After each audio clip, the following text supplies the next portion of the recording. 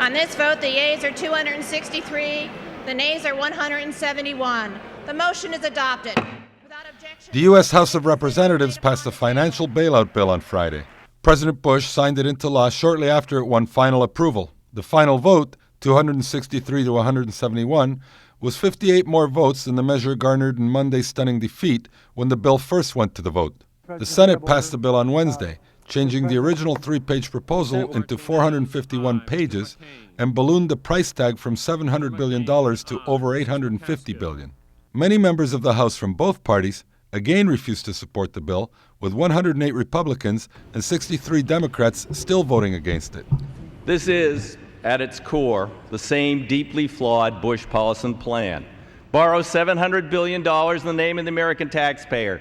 Give Paulson unrestrained, unprecedented authority to buy anything he deems a troubled asset from anyone at any price. There was little investigation, and they asked the Treasury, where did you come up with the number $700 billion? Well, they answered it last week in Forbes magazine, and here's the Treasury spokeswoman's quote. It's not based on any particular data point. We just really wanted to come up with a really big number. Well, they succeeded. $700 billion is a really, really big number. And the bill left the House, and it went over to our good friends in the Senate, who, of course, are very fiscally conservative. They're wiser than we are because they have 6-year terms. We only have 2-year terms. And do you think that they just were happy sending it back to us at $700 billion? No. They sent it back to us at $850 billion, and they added such wonderful things like $192 million for rum.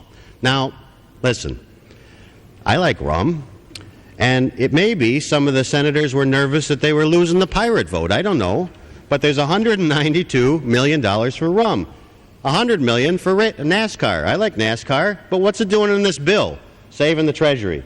$81 billion to Hollywood, and $2 million for wooden arrows for children. Now listen, all of these projects might be okay. They don't belong in a bill when the administration is saying that we need to act now or else the economy is going to melt down. Dennis Kucinich of Ohio mentioned the plight of an elderly Akron woman in Congress. At the age of 90, Addie Polk found herself in foreclosure this week, about to be forced from the home she's lived in for nearly 40 years. So with a gun in her hand, the Akron widow apparently shot herself in the chest as deputies were knocking on her door with eviction papers in hand. The story made headlines worldwide and got extensive coverage in Ohio. On the day of the economic bailout, Addie Polk lies in a hospital. They're bailing out the big wheel, but they ain't doing nothing for the little man. You know, she still had her troubles. The 90-year-old woman is being treated for 2 gunshot wounds to the shoulder at Akron General Medical. This bill does nothing for the Addie Polks of the world. This bill fails to address the fact that millions of homeowners are facing foreclosure, are facing the loss of their home. This bill will take care of Wall Street, and the market may go up for a few days. But democracy is going down here. The approval by the House of the bill was initially good news on Wall Street, where there had been a lot of anticipation. We're rescued. But the announcement of high unemployment numbers pushed the markets down again. The Dow lost another 157 points at Friday's close, bringing the total to an 818-point drop for the week. The Labor Department announced that 159,000 jobs were slashed in September, a total of 760,000 jobs lost in the U.S. since January.